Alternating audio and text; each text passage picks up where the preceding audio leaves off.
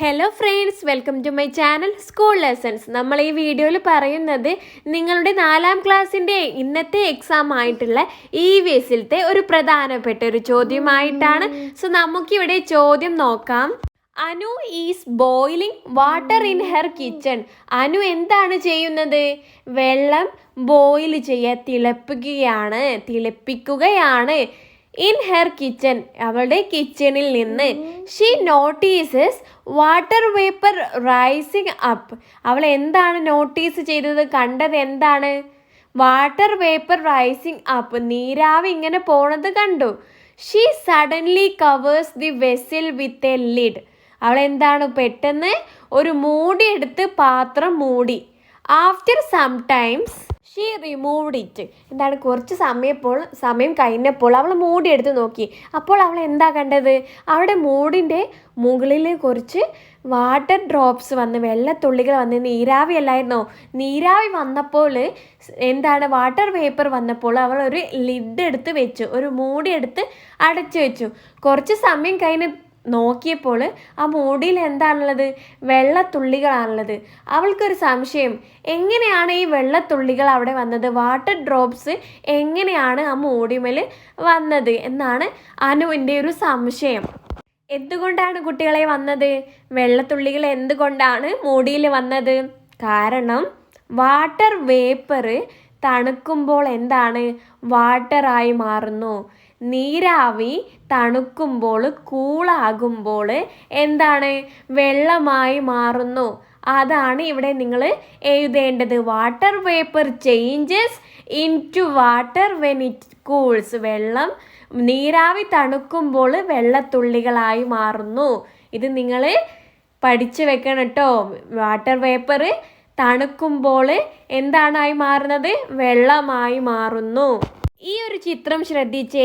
ഇവിടെ നിങ്ങൾക്ക് വെള്ളത്തിൻ്റെ 3 സ്റ്റേറ്റുകൾ തന്നിട്ടുണ്ട്.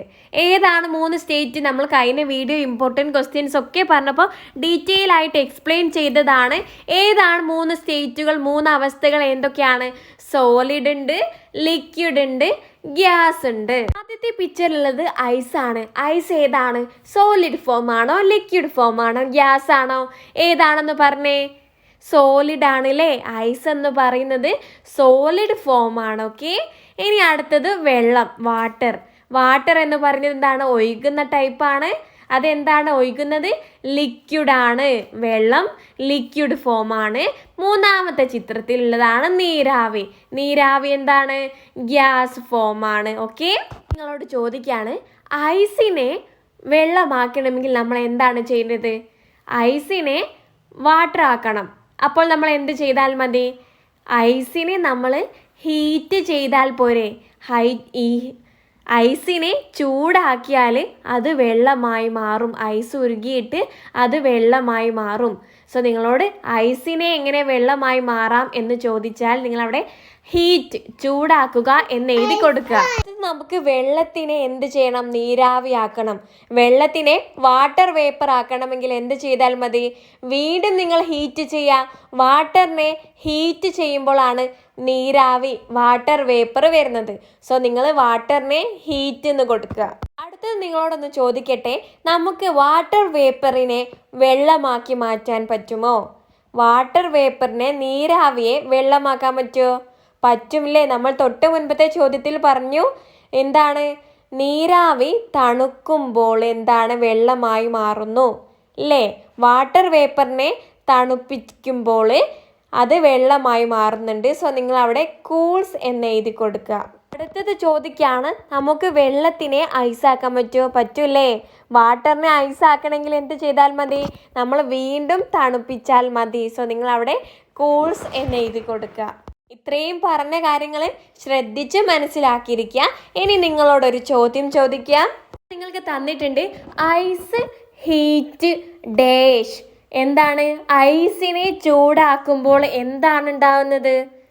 നിങ്ങൾക്കറിയാമല്ലേ, ഈസിയാണ്. അവിടെ വാട്ടർ, വെള്ളമാണ് ഉണ്ടാവുന്നത്. പിന്നെ വെള്ളത്തെ ഹീറ്റ് ചെയ്യുമ്പോൾ അത് വാട്ടർ വേപ്പറായി മാറുന്നു, നീരാവിയായി മാറുന്നു. പിന്നെ വീണ്ടും നീരാവി തണുക്കുമ്പോൾ എന്തായി മാറുന്നു? അത് വെള്ളമായി മാറുന്നു. പിന്നെ വെള്ളത്തെ എന്താണ് ചെയ്യേണ്ടത് ഐസ് ആവണമെങ്കിൽ? ഈസിയാണ്.